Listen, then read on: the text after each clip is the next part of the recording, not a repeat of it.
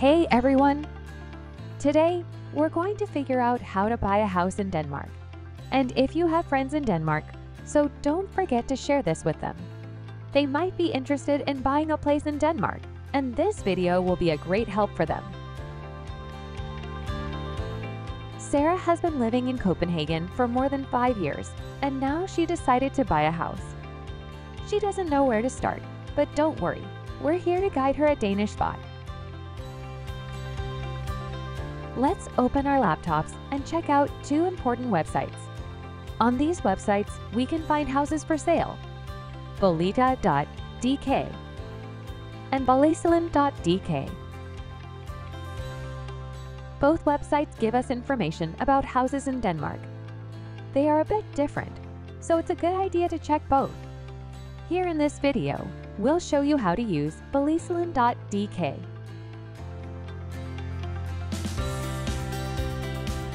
Click here to see all the houses for sale on a map. Wow, there are a lot of houses all over Denmark. If you're interested in a specific place, you can hover your mouse over it to zoom in and take a closer look.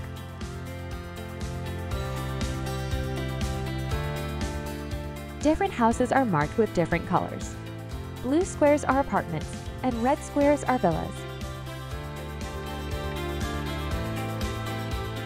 It can be hard to check all these places, so let's use some filters to find the right ones.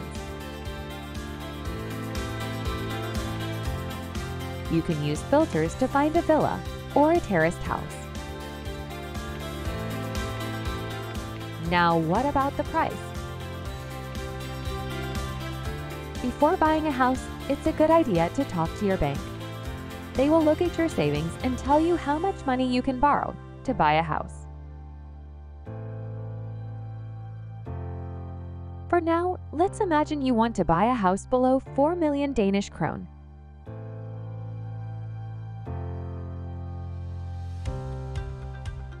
Look at the map.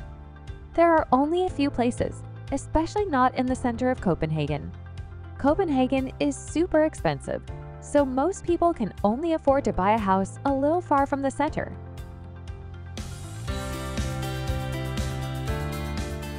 Now pay attention to the colors. Red marks are villas, and dark purple ones are terraced houses.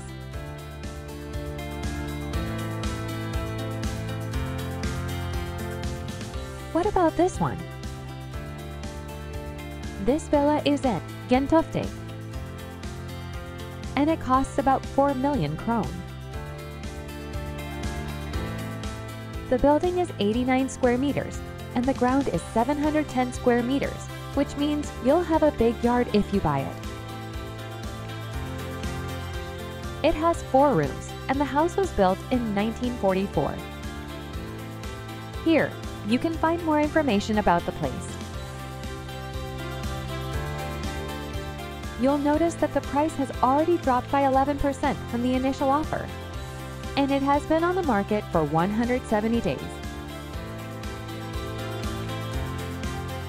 You can see the entire history of the sale here. It was first offered for sale on this date, and there were first and second discounts along the way. Now, this is the final price. You can also check the price of development in that area on this website and see the places that have already been sold nearby. But one of the main things you should check is the energy label for the place. For example, this place has an energy level of E. What does that mean? Let's find out on this website, svarenergy.dk. The Energy Performance Certificate gives details about how well a house uses energy. It's graded from A to GE, with A being super energy efficient and G not so much. Here, the energy efficiency of the place is marked with E. That means you might have to pay a bit more for energy, because the place is probably old and needs more energy to stay warm inside. For instance, it says here, you can make a relatively significant difference to both your finances and the environment with a few energy improvements. You can enhance the building's energy label. For example, by installing new solar panels, internal insulation of walls facing unheated spaces, installing a new air/water heat pump. But most people buy a place and make these improvements if they have extra money. So if you don't have extra money and are concerned about the energy bill, try to find properties with a high energy mark. Usually, places higher than sea level of energy are good. Okay, let's go back to boligsiden.dk. You can also see visitor statistics. You can find out how many people have checked the place on the website and how many have saved it as their favorite. You can also see which internet connections are available at the address. If you have a kid who goes to kindergarten or school, check this map to see all kindergarten and school locations. You can also find public transport and nearby grocery store locations on the map. Here, you can see both public and private schools in the area close to the place. Okay, we've almost checked all the information on this website. There is one more important thing to check. It's called owner expenses. It's around 4,000 krone per month. But what is it? The ownership costs are the expenses that the new owner of the property must pay in addition to interest and loan repayments. Ownership costs include property tax, land tax, house insurance, as well as expenses for the property association and renovation. Notice that utilities are not included here. For example, if you use electricity, water, and gas in the house, you must also pay for those. We will tell you how much they usually cost. Just continue watching the video to get more information. Okay, now let's check more information about the house itself. Here you can see that this real estate is handling the sale. By clicking here, you will go to their website, and you can now read all the information about the place. First, you can see there is an open house for this place. So, you can go to the place on this date and time to see it closely. You can also contact the real estate agent to arrange another time to see the place.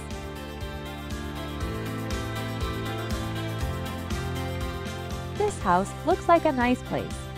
Check the garden and inside the house by clicking on these photos. Here, you can check the floor plan. As you can see, the place has 2 bedrooms, 1 bathroom, and 1 living room. The house also has a basement. And here, you can see housing facts. As you can see, the main heat source for the place is natural gas. The basement area is 49 square meters. Notice that in Denmark, basements, attics, and other non-habitable spaces are generally not counted in the official living space calculation. This approach is part of the Danish building regulations and standards for residential properties. Generally, if a basement is finished, insulated, and suitable for regular use as living space, it may be included in the total living area calculation.